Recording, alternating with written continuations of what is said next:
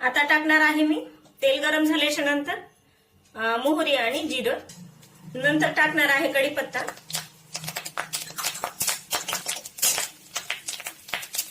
आणि हिरवी मिरची, लसूण याचा ठेचा. मिरची भाजून झाल्याच्या नंतर टाकणार आहे मी थोडंसं पाणी.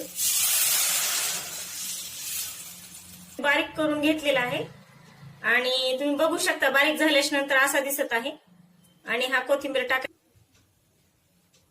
छान अशी उकळी येऊ द्यायची. बेसनाच्या अजिबात गाठी झाल्या नाही पाहिजे. तुम्ही बघू शकता अतिशय छान झालेलं आहे हिरवी मिरची टाकून हे बेसन. तुम्हाला जर माझ्या रेसिपी आवडत असतील तर माझ्या चॅनलला लाईक, शेअर आणि